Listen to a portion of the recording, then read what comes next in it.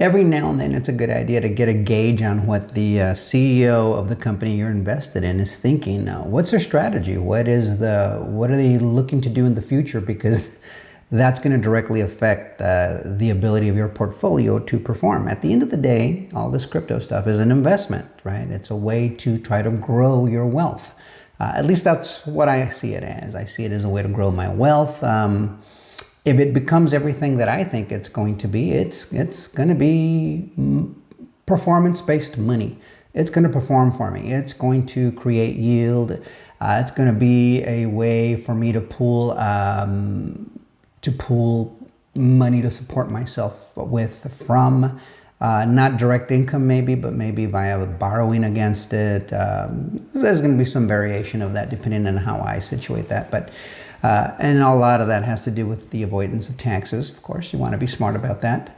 But it's really good to hear directly from the horse's mouth, so to speak. This is Brad Garlinghouse, the CEO of Ripple.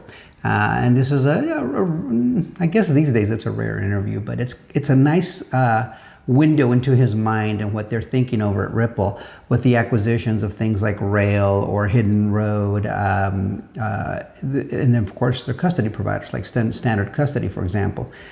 They are positioning for the future. They are gathering tools and assets that are going to help position them, their XRP ledger, XRP itself, and RLUSD to dominate the financial markets.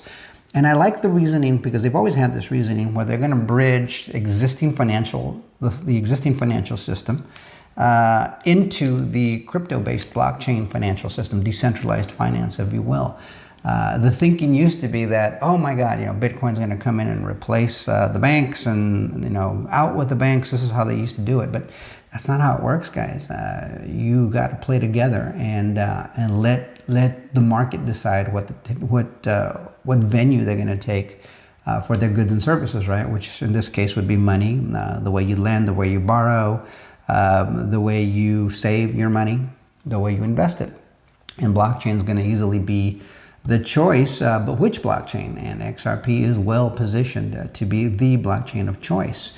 And you can just kind of read it in the tea leaves as you see it develop. But it's good to see what they're thinking and how they're positioning. There's no other company doing anything quite like it. Sure, there's little projects here and there, but I mean, this is like a holistic approach to the financial system that they're taking over at Ripple. It's not just payments anymore, which is what used to be the central focus.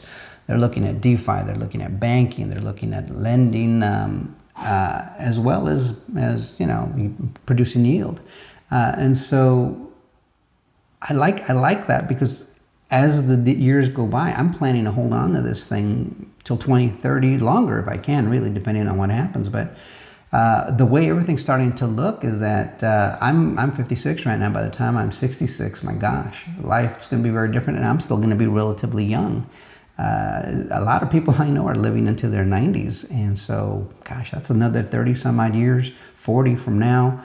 If you think about it, do you really want to be working in those years? No. Do you want to be worried about finances? No.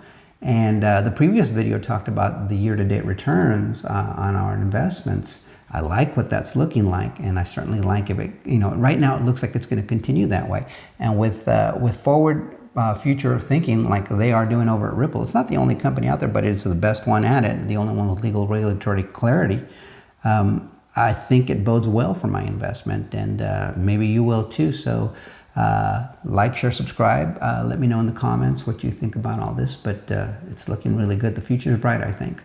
Check out the video, and we will see you guys on the next one. Till next time. One of the things in the Hidden Road acquisition particularly, I think Ripple tries to be a little bit, we're kind of at the infrastructure layer. We try to think about where the world is going and make bets that are going to play out over years. I've always talked about, and this community particularly has been extremely patient as we have fought some frustrating fights. But the Hidden Road acquisition is really about continuing to build bridges between traditional finance and decentralized finance.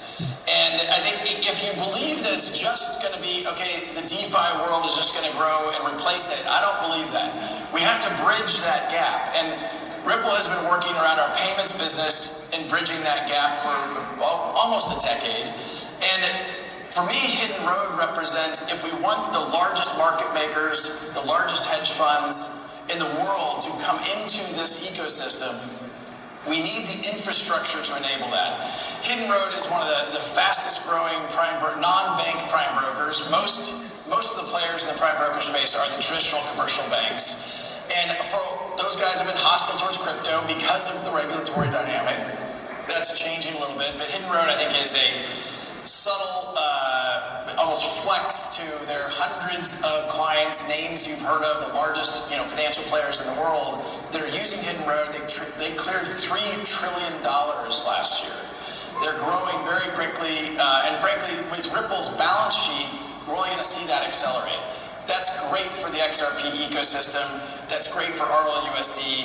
And I will keep reminding people, Ripple is completely committed to what we can do to make XRP the most trusted, the most useful, and the most liquid digital asset on the planet. Yeah.